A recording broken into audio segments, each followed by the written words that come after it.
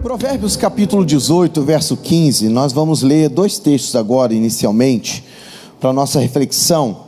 Eu quero falar hoje sobre benefícios do conhecimento. Como a gente vai ter uma formatura, então eu quero tentar pensar com você a respeito quais são os benefícios que nós temos de conhecer mais, de saber mais, de conhecer, ter informações das coisas, ter conhecimento de algo. E essa reflexão, eu entendo que ela há de trazer, um direcionamento para a nossa vida, para que a gente possa buscar mais conhecimento. Eu sei que é um grande desafio para muitas pessoas, e às vezes a gente tem nossas âncoras, vou dizer assim: eu não consigo ler, eu não sei ler, eu não aprendi isso, meu pai não me ensinou, minha família não me passou essa cultura. Mas a Bíblia nos ensina que o conhecimento do Senhor é fundamental para a nossa vida e que nos liberta, e é o que nós vamos ler aqui depois.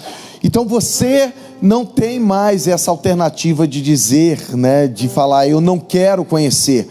Para nós o conhecimento é fundamental para a nossa casa, para a nossa família, para o teu trabalho, para tudo que você vai fazer. Quanto mais conhecimento, mais capacitado você vai estar para exercer outras coisas. Isso é fundamental. Provérbios 18, 15. Eu vou ler na versão A Mensagem. Eu não sei se tem essa versão aí, mas eu gosto dessa versão do Eugênio Peterson. Ele diz assim: os sábios estão sempre aprendendo, sua sede de conhecimento é insaciável. A Revista Atualizada diz assim: o coração do sábio adquire o conhecimento, e o ouvido dos sábios procura o saber. Eu costumo me identificar no YouTube como reflexões de um aprendiz, de alguém que está com o coração sempre buscando aprender.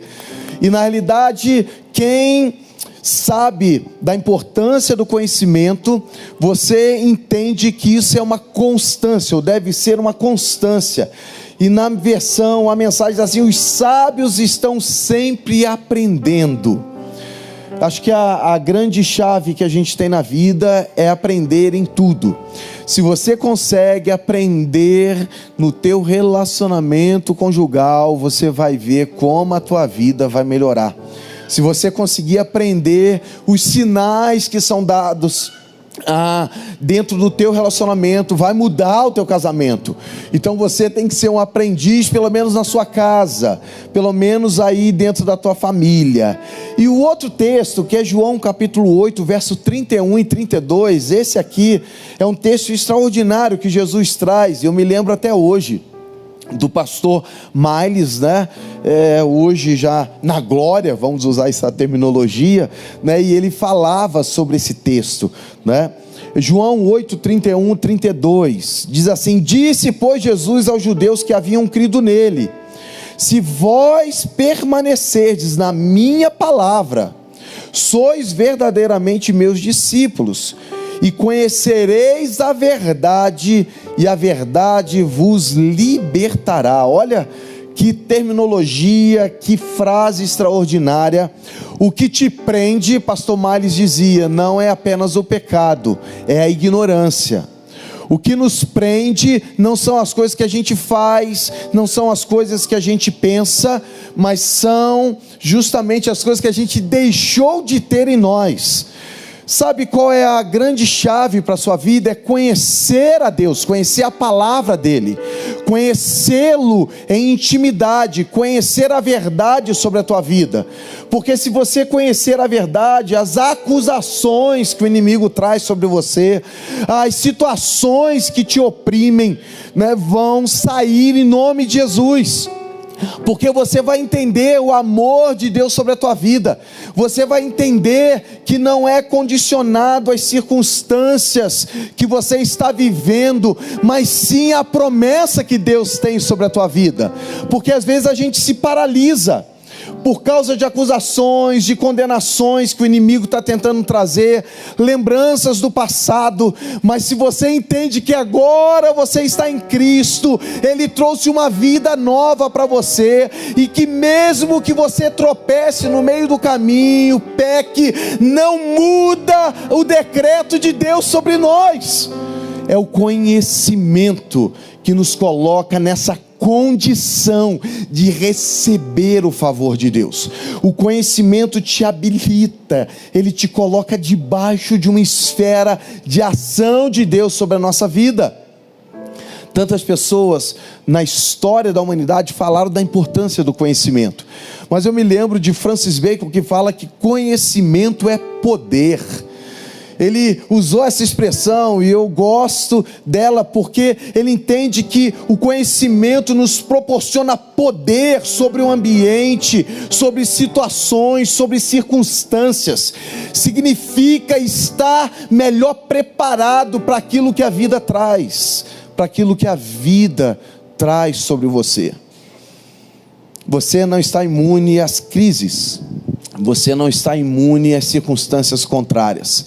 Mas se você conhece Deus pela sua palavra, no seu relacionamento com Ele, essas crises não são o fim, elas são apenas um processo sobre nós.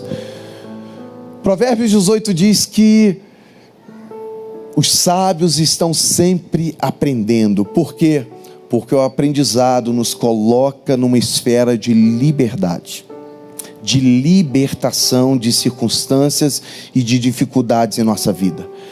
O conhecimento produz liberdade. Quem nunca se sentiu preso quando vai no mecânico e que ele começa a dar o diagnóstico e você não conhece nada, e ele começa a trazer, e você vai se sentindo tão pequenininho, porque você diz, mas não pode ser isso, será que é isso tudo? E ele vai falando. Então quando você entende um pouquinho, você se sente mais livre. Quando você conhece um pouquinho, você se sente mais tranquilo. Você vai dizer, não, eu vou para outro diagnóstico, porque esse aqui está pesado demais. Esse aqui está trazendo dificuldade para o meu coração e para o meu bolso. E a gente precisa conhecer um pouco para buscar algo que nos liberte. Entende? Se nisso você já se sente mais tranquilo, né? Ou se você não tem conhecimento de mecânica, você pode procurar alguém que tem. Por exemplo, quando eu tenho dificuldade, eu procuro o Claudinho. Claudinho vai, me orienta, me direciona, me ajuda. Por quê? Porque eu conheço alguém que conhece sobre o assunto. E é interessante porque conhecer sobre algo traz liberdade, traz paz ao coração. E eu quero pensar em alguns benefícios. Eu quero falar sobre 4 pontos, e eu não vou me estender muito, porque a gente ainda tem uma ação de celebração hoje. A primeira parte está justamente nisso, quando diz assim, conhecereis a verdade vos libertará. O que é liberdade? Liberdade é a capacidade de agir, pensar em escolher sobre as próprias condições. Ser livre é quando você tem a capacidade de agir sobre a própria vontade. É óbvio que a gente não é livre plenamente na vida. Ô pastor, que isso? Eu já vi casamento com problema, porque o cara acha que é livre, aí ele acha que não precisa voltar para casa e ter compromissos, ele acha que ele não precisa fazer algumas coisas. Então depois que você casa, você não é totalmente livre. Esse dia eu vi uma chartzinha, a pessoa falou assim, por que na hora do casamento as pessoas estão batendo palmas? Ele diz assim, porque estão celebrando o último momento de liberdade que tem. Desculpa, gente, mas na realidade também é o lugar onde você mais cresce. Se você consegue construir uma família alinhada em Deus, segundo a palavra dele, você vai desfrutar de liberdade junto com alguém. E isso é que a Bíblia nos ensina. Conhecereis a verdade vos libertará. É ter a capacidade de agir com a própria vontade, sem ser impedido. E o interessante, aí fazendo uma aplicação diretamente à Bíblia, não só da família, para não ficar feio, né? A Bíblia diz que nada impede a nossa vida de seguir a partir do momento que a gente conheceu a verdade do Evangelho.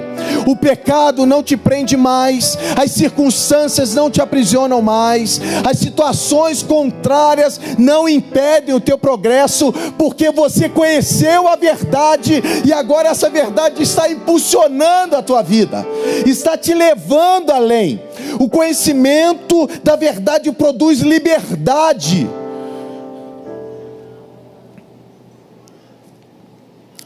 A Bíblia usa muito uma analogia, né, de quando as pessoas têm que estar preparadas para algo, eles precisam cingir os lombos, né? Você não usa essas roupas, né, de Israel, aquelas vestes. Você imagina aqueles roupões e a pessoa agora tendo que andar apressadamente ou correr, e começa a correr, aquela roupa entrando no meio das pernas te impede. Então na realidade a pessoa tinha que cingir, ele puxava, ele amarrava, para que a roupa agora pudesse estar adequada, para que ele pudesse se movimentar melhor, mas adequadamente numa guerra, ou adequadamente numa fuga.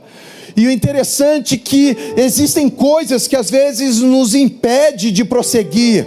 Tem pessoas que o casamento não prospera, tem pessoas que a vida financeira não prospera, e ele precisa alinhar a sua vida à verdade, à palavra de Deus, para que ele seja livre e ele possa caminhar para aquilo que Deus tem para ele. A liberdade vem pelo conhecimento da verdade de Deus, da palavra de Deus. Eu ouvi uma historinha que dizia de um homem que o sonho dele era ir para um cruzeiro.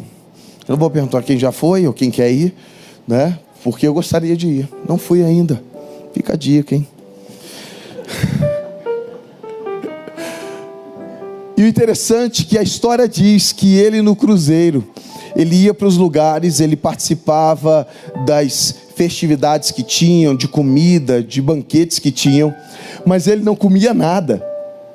O que ele fazia? Toda vez que ele ia, participava um período, ele ia para a suíte dele, lá para o quarto, ele abria um pacote de bolacha que ele tinha, ele levou umas garrafas de água também, e ele pegava aquele pacote de bolacha e comia e bebia aquela água.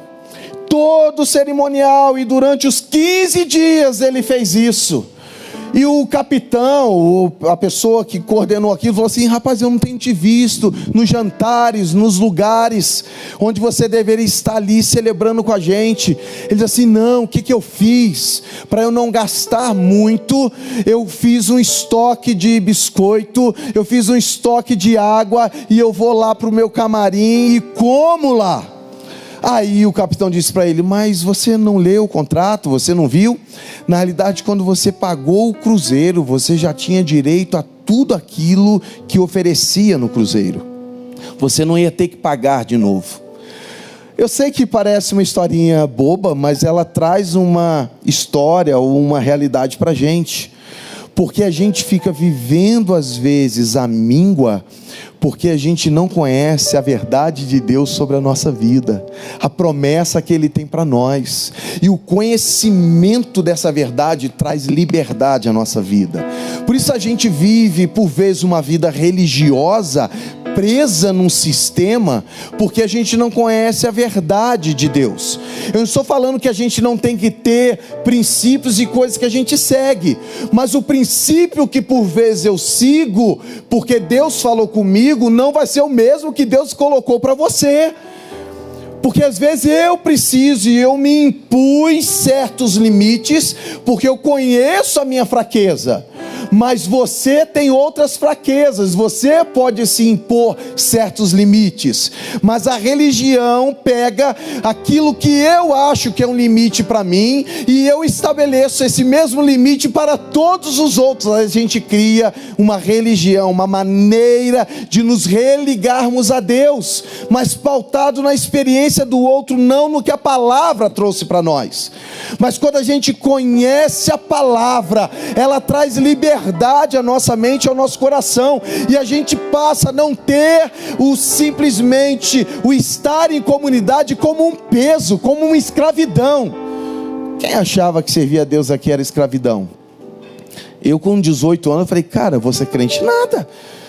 Deus me chamando e eu precisando daquilo, mas eu vou ser crente? Crente não pode fazer isso, não pode fazer isso, não pode fazer isso, não pode fazer isso. E eu comecei a juntar, e se fosse juntar lá dos fariseus, né, dos escribas, eram mais de 600 regras do que não podia fazer. Entende? Eu já tinha as minhas, que para mim já era dolorida, mas eu fui lendo a palavra e fui vendo que Deus não tem uma vida de escravidão, mas o conhecimento dessa verdade libertou o meu coração. E a mesma coisa que Deus quer fazer com você, quer trazer liberdade à tua vida, quer trazer ao teu coração paz e vida plena, sem ser apenas dentro de um aspecto religioso, mas de uma vida de relacionamento com Ele, onde você vai se sentir livre para poder viver nele, pleno em Deus, porque esse é o propósito dele para a nossa vida. Aleluia! O segundo ponto diz assim: se vós permanecerdes na minha palavra, sois verdadeiramente meus discípulos. A ideia do conhecimento nos capacita a servir a Deus, a servir as pessoas, a servir a nossa comunidade de fé. O conhecimento nos traz ou produz a capacidade de ser diante de Deus e fazer para Ele. O segundo ponto que eu quero pensar com você é justamente nesse conhecimento que produz a capacidade de servir. Servir a Deus, estar diante dEle, não no sentido de peso, porque eu gosto muito da analogia do tabernáculo, e eu gosto da ideia dos levitas, que cada filho ali, Coate, Merari e Gersonitas, né? Eles tinham funções específicas dentro do tabernáculo. E alguns eram aqueles que desmontavam e carregavam a parte física do tabernáculo, outros carregavam as partes onde tinha uma conotação mais espiritual, a mesa do pão, o altar. Outros tinham ações diferentes, mas independente do que cada um fazia, quando eles se uniam dentro daquilo que eles faziam, o tabernáculo era um lugar de manifestação da presença de Deus. Cada um numa função. Quando a gente fala da capacidade de servir a Deus, a gente tem que entender que cada um aqui tem aspectos diferentes para servir, maneiras diferentes de se apresentar a Deus e colocar o que você tem para servir a Deus. Só que o que nos molda, o que nos modela, o que nos direciona no serviço é a palavra. Ele que apresenta para nós, por meio da palavra, isso. Eu quero ler 2 textos com você para pensar um pouco sobre isso. Efésios capítulo 2, verso 10. Efésios 2, 10. Por meio da palavra, isso. Eu quero ler 2 textos com você para pensar um pouco sobre isso. Diz assim: pois somos feitura dele, criados em Cristo Jesus para boas obras, as quais Deus de antemão preparou para que andássemos nelas. Olha que texto interessante. Nós fomos feitos em Deus, criados em Cristo Jesus para boas obras estas que Deus já preparou para que andássemos nelas. Conhecer a palavra nos capacita a servir a Deus naquilo que Ele já preparou para nós. Por isso que eu falo, servir a Deus e as pessoas, servir a Deus e as pessoas, tanto da nossa comunidade quanto fora dela. Porque a palavra de Deus nos ensina que nós fomos separados por Ele, para servi-lo e para servir pessoas. Eu sei que parece estranho, porque tem gente que diz assim: eu vou servir a Deus, e esquece que o servir a Deus é também servir pessoas. Servir a Deus é se manifestar como instrumento de Deus a pessoas. Mas a Bíblia também nos ensina como isso acontece. 2 Timóteo capítulo 3, versos 16 e 17. Diz assim: toda a escritura é inspirada por Deus e útil para o ensino, para a repreensão, para a correção, para a educação na justiça, a fim de que o homem de Deus seja perfeito e perfeitamente habilitado para toda boa obra. A palavra nos instrui da maneira que devemos servir. A palavra é como uma faca, como diz Hebreus, uma espada que consegue nos cortar e perceber não só a atitude externa, mas aquilo que internamente se manifesta diante das coisas que estamos fazendo. Ela consegue discernir alma e espírito. Entende que há pessoas que podem fazer muito bem, mas que ao realizarem muito bem algo, ele pode estar apenas buscando uma publicidade, mas a palavra consegue penetrar no coração e fazer essa separação. E às vezes você diz assim, mas eu não consigo fazer igual o outro. Mas você pode fazer da maneira que Deus colocou para você fazer, segundo aquilo que Ele preparou para você, mas que Deus pode perceber naquilo que você faz 100% de entrega, enquanto o outro que parece que faz melhor que você, ele não consegue entregar da maneira que você entrega. A palavra nos ensina nesse serviço. É tão interessante porque você é moldado hoje para servir no seu trabalho. Eu me lembro que a gente falava na área de treinamento sobre o chá, né? O que é o chá? Não é chazinho, não. O chá são as competências, habilidades e atitudes que a gente precisa ter no nosso trabalho. Geralmente, quando você vai ser contratado, eles vão fazer uma avaliação em você, ver se você é competente para fazer aquilo, se você tem a habilidade para fazer aquilo e se você tem a atitude necessária. E hoje eles acrescentaram mais uma sigla, que é o R, de resultados. O resultado é você juntar a tua competência com a tua habilidade, com a tua atitude, para que você realize algo e tenha o resultado disso. Todo mundo é avaliado nisso. E é interessante que a Bíblia também nos apresenta que Deus já colocou em nós a competência para isso. Ele já nos capacitou, Ele deu um dom a você, e a Bíblia diz que esse dom é na medida de uma capacidade que Ele já colocou na tua vida. Todos nós temos uma capacidade de administrar algo, a sua competência, mas a partir disso você pode ter que se habilitar para isso.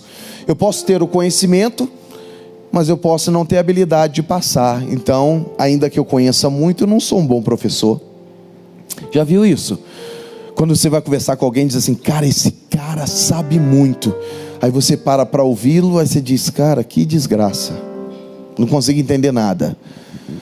Porque ele tem a competência, mas ele não tem habilidade. Mas a habilidade pode ser desenvolvida. E fora isso, para que ele desenvolva a habilidade, ele tem que ter atitude. Eu me lembro até hoje de um pastor dizendo, e eu já citei isso aqui acho pela manhã, que ele estava sendo contratado na empresa, era um armazém, né? Antigamente aqueles que vendiam de tudo, até peça de carro, do Fusca, né? Você queria arrumar uma peça, você ia no armazém, encontrava o rotor do Fusca lá, um cabo de vela, alguma coisa, né? E ele disse que ele entrou, ele tinha 14 anos, quando entrou as pessoas estavam na frente dele, quando ele foi chamado, fulano de tal, quando ele entrou tinha uma vassoura caída. Aí quando ele viu aquela vassoura, ele pegou a vassoura, encostou, ele se dirigiu à pessoa que está fazendo entrevista, o cara falou assim, está contratado. Aí ele, mas a gente nem conversou. Ele falou assim, o que eu estou buscando aqui não é apenas se ele tem competência ou habilidade, eu preciso de pessoas que tenham atitude, né? E simplesmente levantaram uma vassoura, manifestou a atitude. Agora vamos ver se ele vai ter resultados depois, né? Aí é outra sigla. Mas o que eu estou tentando falar com isso? Que Deus já colocou algo na sua vida, e conhecer a palavra vai te capacitar a exercer tudo aquilo que Deus já colocou sobre a sua vida, porque você entende ou vai entender que quando você for fazer algo, não é apenas você que faz, mas existe sobre você um potencializador de Deus, uma autorização que a gente chama de unção, para que você faça aquilo que Deus já colocou na tua vida. Não fique parado, não fique estagnado. Deus já te chamou e te potencializou para dar frutos na tua casa, na casa de Deus e aonde você estiver. Deus já trouxe isso sobre nós, aleluia. Provérbios capítulo 4, verso 7. Diz assim: a sabedoria é a principal coisa. Adquire, pois, a sabedoria, e com tudo o que possui, adquire o conhecimento. Qual é o maior investimento que você faz na sua vida? Você investe no quê? Num carro? Que legal, que bom. Mas você é capaz de investir proporcionalmente no conhecimento? Hoje nós temos uma possibilidade enorme de adquirir conhecimento. Hoje eu conheço pessoas que passaram em concursos públicos que pagam bem, 25 mil, 35 mil, estudando por um celular, porque ele tem uma ferramenta em suas mãos hoje. E às vezes a gente fica dando desculpa: eu não posso, eu não consigo, eu não tenho recurso. Mas a gente consegue usar esse mesmo mecanismo e ficamos lá 2, 3 horas acessando a rede social e não buscamos algo que nos traz conhecimento, crescimento. O conhecimento é saber as coisas. Conhecer é saber as coisas. Por exemplo, você pode ter uma informação sobre um tomate. Um tomate. Conhece tomate? Tomate cereja, conhece? Aquele pequenininho. O pessoal usa, né? Mais caro para fazer na salada, fica bonito, né? O pessoal aí da área gourmet, né? Gosta do tomate cereja. Fala nisso, o Júlio trouxe numa reunião aqui um tomate cereja. Acho que tinha um queijo diferente ali. Foi top demais, hein, Júlio? Pode repetir. Você que tem também uma técnica de tomate cereja, pode nos chamar. Como? Seremos cobaias, disse a minha esposa. Eu conheço o que é um tomate. Esse é o conhecimento. Mas a sabedoria vem entender ou discernir que o tomate não serve para colocar numa salada de fruta. Entende? O conhecimento é o que é um tomate, uma fruta leguminosa, acho que é isso, ou não, sei lá, é uma fruta. Mas a sabedoria é: essa fruta não pode ser colocada numa salada de fruta. O problema é que a gente tem o conhecimento, mas a gente não alinha o conhecimento à sabedoria. E a Bíblia diz que você que conhece, que adquiriu o conhecimento, agora deve usá-lo com sabedoria, entendimento. Provérbios capítulo 2, 6 diz assim: porque o Senhor dá sabedoria. Então você adquire conhecimento e Deus te dá a sabedoria para lidar com isso. Vou te mostrar uma sabedoria. Estou eu indo para uma linha, só para não dizer que eu não falei de Guajará-Mirim hoje, deixa eu falar. Indo para uma linha. O que é uma linha? Depois da BR, a estrada principal, a gente tem várias entradas, né, de estrada de chão que anda às vezes 80, 100 quilômetros no meio do mato. A gente estava indo para a linha Nova Dimensão, linha 28, dava uns 56 quilômetros no meio do mato. E fomos nós andando, e eu tinha um horário para chegar lá, e eu não sei o que é que acontece, as mulheres têm dificuldade de cumprir esses horários, é uma dificuldade. E aquele dia eu falei, eu tinha numa reunião e não conseguia, e já não dava, a hora que eu tinha que estar na reunião, eu estava na estrada ainda, eu não tinha nem entrado na linha de terra, e eu estava azedo, não sou azedo, às vezes eu estava azedo, e eu ali chateado, falando, tá vendo, eu estou avisando há um mês disso e tal, sei lá o que. Rapaz, a Verlane levantou a voz dentro do carro e falou assim, para agora. Rapaz,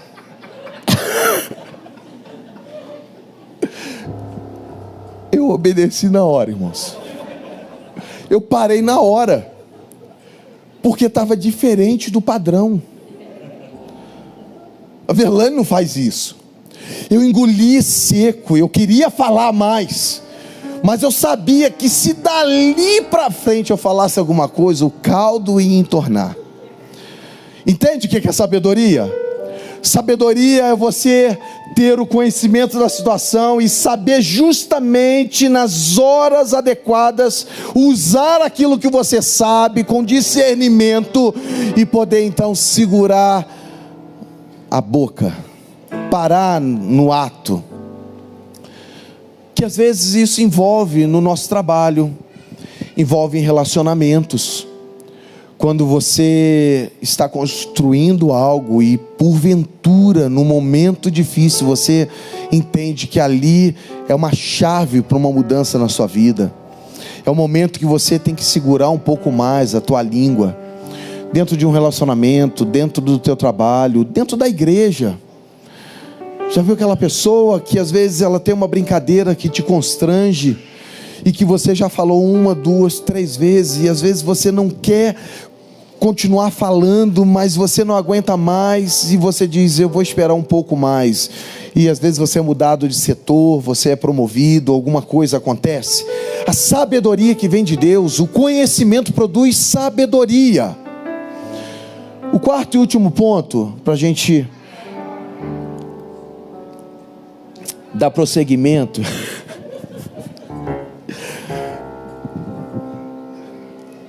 o conhecimento produz intimidade, e eu queria me aprofundar um pouco mais nesse, por isso que eu fui rápido no terceiro ponto. Como eu já falei, o conhecimento é saber sobre as coisas, é ter informação sobre elas, e sabedoria é saber como usar aquela coisa. Mas a Bíblia nos apresenta um conhecimento que não é apenas aquilo que a gente entende como conhecimento hoje. O conhecimento que a Bíblia apresenta é um pouco diferente do conhecimento ocidental, grego. Para nós, conhecer é saber sobre algo, mas a Bíblia apresenta conhecimento como algo diferente. Gênesis capítulo 4, verso 1. Gênesis 4, verso 1. Coloca a versão revista e corrigida, por favor. RC. Essa versão diz assim: e conheceu Adão a Eva, sua mulher, e ela concebeu e deu à luz a Caim, e disse, alcancei do Senhor um homem. Olha só que interessante, a revista atualizada diz que coabitou, mas a revista corrigida diz conheceu, e esse termo é usado várias vezes no Antigo Testamento. Esse termo repete várias vezes, e é o termo iada. Eu não sei a pronúncia, Diego, depois me ajuda, tá certo? Olha aí, nosso professor. Iada, conhecer, aprender a conhecer, perceber, distinguir. É um termo interessante, porque diz que na relação do casal, ao se conhecerem, onde eles se desnudam, onde eles se dão a conhecer de uma forma mais íntima ao outro, nesse ato há um conhecimento. Olha só Oséias capítulo 4 verso 6, Oséias capítulo 4 verso 6, o termo aqui é diferente, mas eu quero conduzir para depois Oséias 6:3. Oséias 4:6. O meu povo foi destruído porque lhe faltou conhecimento. Porque tu rejeitaste o conhecimento, também eu te rejeitarei, para que não sejas sacerdote diante de mim, visto que te esqueceste da lei do teu Deus, também eu me esquecerei dos teus filhos. O termo aqui é outro, dahat. Depois, tá vendo? A gente vai fazer um curso de hebraico no nosso instituto, hein? Olha aí, top, hein? O termo aqui é conhecimento, percepção, habilidade. O conhecimento de intimidade iada, agora está falando de um conhecimento de alguém que foi destruído, porque lhe faltou esse conhecimento. Mas olha Oséias capítulo 6 verso 3, o convite do profeta de Deus: conheçamos e prossigamos em conhecer o Senhor. Conheçamos e prossigamos e conhecer ao Senhor. O quarto ponto que eu quero falar com você está nesse texto, quando diz a respeito de um conhecimento íntimo. Deus não quer que o conhecimento dele, que você tem dele, passe somente por aqui. Ele quer que esse sentimento, essa experiência, essa revelação, isso se torne intimidade com Ele. Não é apenas algo que você sabe de Deus, mas é aquilo que você vivencia em Deus. E ele usa a expressão de conhecimento como algo mais íntimo, onde num relacionamento familiar, onde o casal tem a intimidade, onde não há mais impedimentos, nada impede o relacionamento de um com o outro, onde um está no outro, e eles agora se conhecem.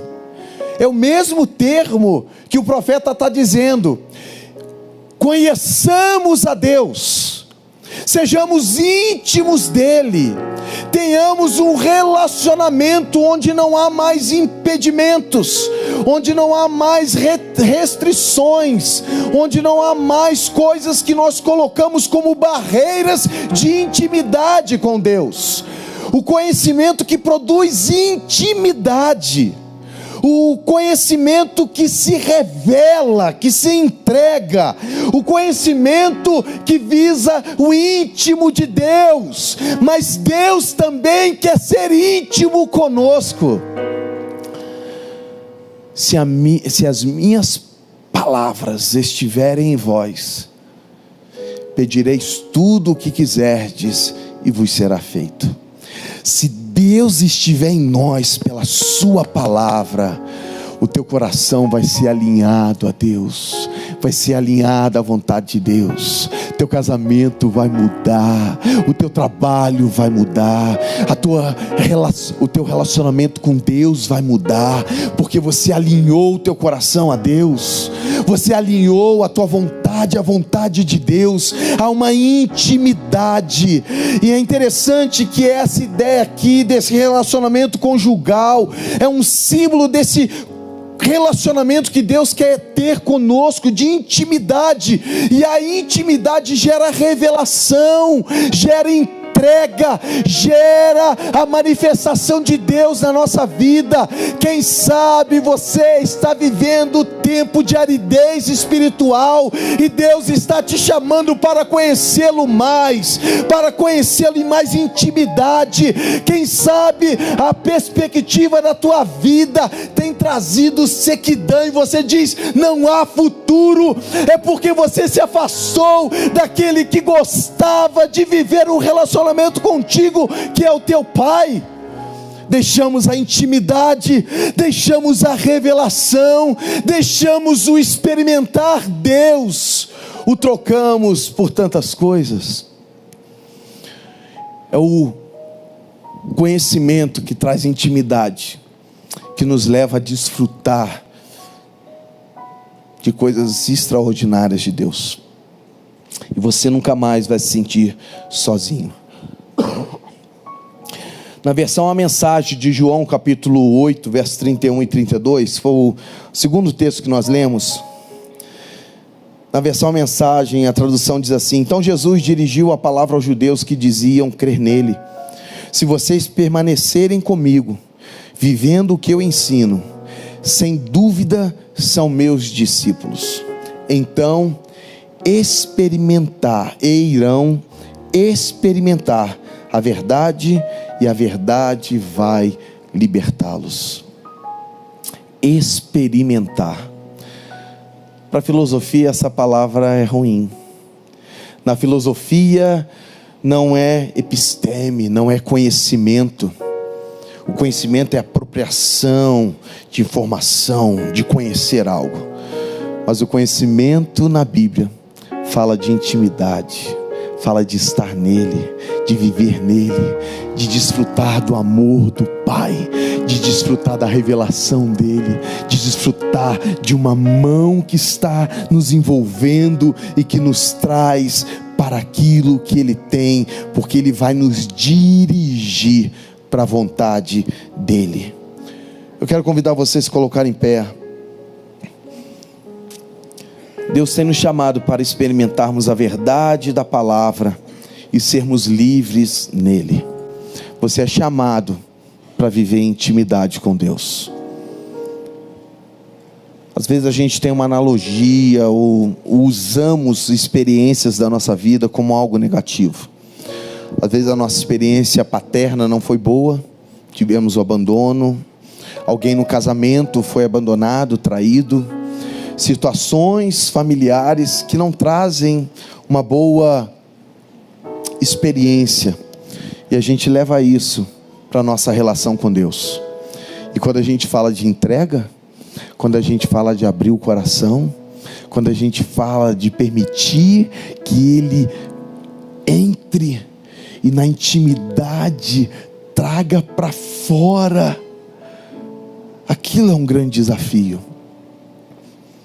Me lembro num momento de crise, eu e Verlane, e a gente foi ajustar as coisas. Nós sentamos num sofá, num colchão, e começamos ali a alinhar coisas, e ela abriu o coração, e aquilo para mim foi ruim demais. E naquele momento que ela falava coisas, a impressão que eu tinha, a gente estava mais ou menos assim, que tinha um demônio. E quando ela falava e aquilo revoltava dentro de mim, eu falei: tá vendo? Eu aqui me quebrantando e ela com essas coisas. E quando aquilo ia crescendo de mim, a impressão que eu tinha era que o demônio só aplaudia. E naquele momento Deus me desnudou.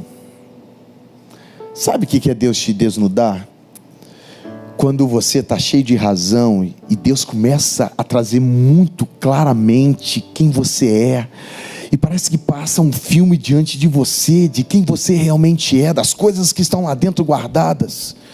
E aquilo me constrangeu, e o aplauso do inimigo é a honra, o aplauso é a glorificação. E naquele momento eu falei assim: Deus, eu não quero que o inimigo seja glorificado. O meu desejo é que o Senhor seja glorificado na minha vida, no meu casamento. Se eu tiver que passar por cima do orgulho, me ajuda. Naquele momento eu tomei uma decisão, e quando ela falava, eu falei assim: Verlane, espera. Eu entendo o que você está passando. Eu também já fiz isso. Eu também já pensei isso. Eu também já fiz aquilo outro. E eu vim trazendo aquilo para fora. Só que ter a coragem de permitir Deus abrir assim e tirar, para que Ele possa entrar em intimidade, é um grande desafio.